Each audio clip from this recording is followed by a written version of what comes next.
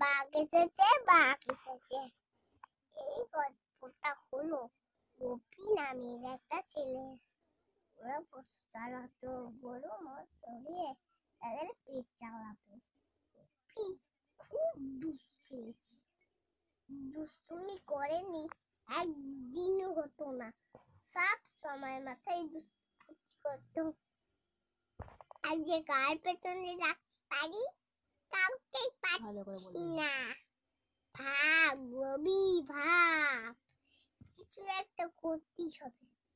আজ একটু মজা হচ্ছে না, কিছু ভাব গবি, বুদ্ধি ঘোড়ায় জ্বলে। কপি এই কথা ভাবছে এমন সময় ওর বাবা বাইরে এলো, দিয়ে ওকে বললো, বাবা কি ব্যাপার, কি হয়েছে? কিছু হয়নি বাবা, আমি শুধু ওই ভাবছি। আচ্ছা গোপী, তুমি একটা কাজ করো, আজ শরীরটা আমার খুব একটা ভালো নেই। তুমি ওই গরুগুলো চড়ানোর জন্য ওই মাঠটা আছে ওইখানে দিকে নজর রেখো, তাহলে বাঘ এসে ওদের মেরে খেয়ে ফেলবে। আচ্ছা বাবু, আমি নজর রাখবো বাবা, তুমি এমন চিন্তা করবে না, আমি পুরো ফাটিয়ে দেবো। দিয়ে বাবার কথা কখনো না বলতো না।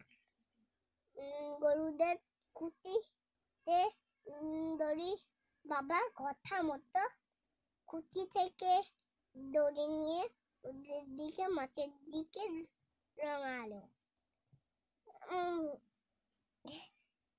এক হাতে গুনতি আর অন্য হাতে লাঠি, কিছুক্ষণে অন্য হাতে স্টিক। কিছু করে পরে শুনলে না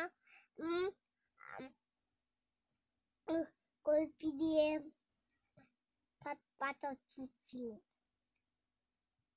কপি বসে থাকা দুষ্টুমি করা তো ছেলেই না, বসে থাকা তো ছেলেই না। তখন ওর মাথায় একটা দুষ্টুমি করতো, গাছের উপরে বসে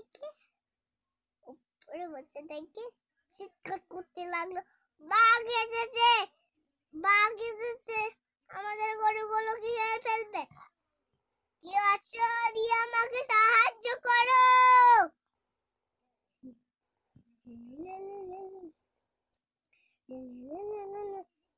আরে শোনো সবাই,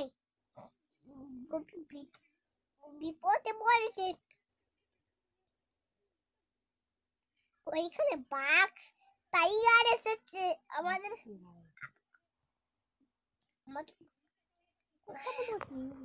আমার হেঁচি উঠছে।